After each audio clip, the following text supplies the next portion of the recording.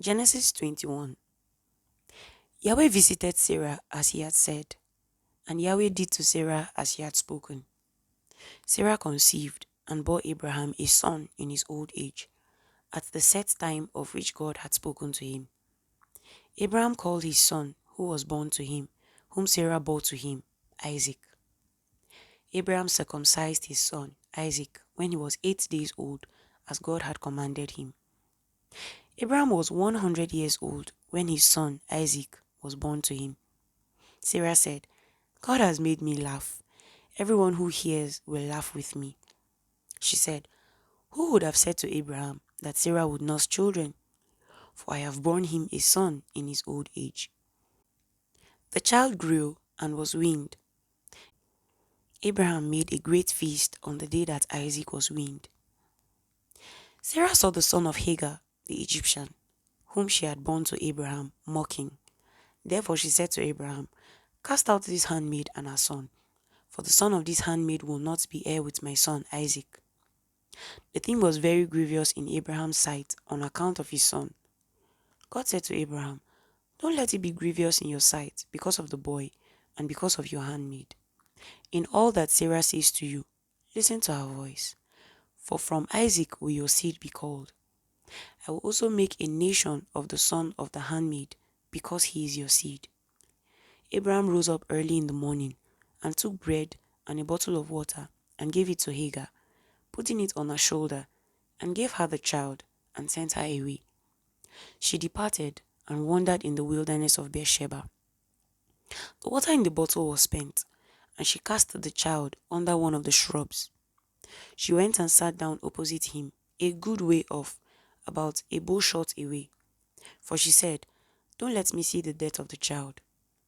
She sat over against him and lifted up her voice and wept. God heard the voice of the boy. The angel of God called to Hagar out of the sky and said to her, what ails you, Hagar?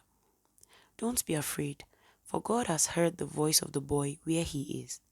Get up, lift up the boy, and hold him in your hand, for I will make him a great nation. God opened her eyes, and she saw a well of water. She went, filled the bottle with water, and gave the boy drink.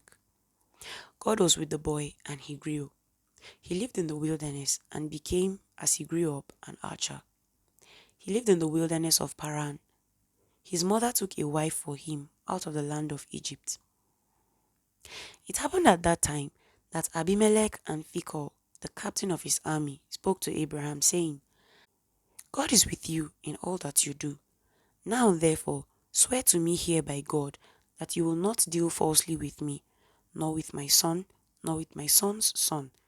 But according to the kindness that I have done to you, you shall do to me, and to the land in which you have lived as a foreigner. Abraham said, I will swear. Abraham complained to Abimelech because of a water well, which Abimelech's servants had violently taken away.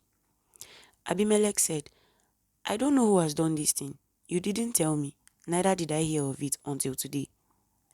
Abraham took sheep and cattle and gave them to Abimelech. Those two made a covenant. Abraham set 7 ewe lambs of the flock by themselves.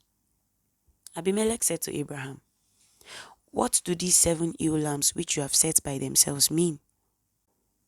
He said, you shall take these 7 ewe lambs from my hand, that it may be a witness to me that I have dug this well.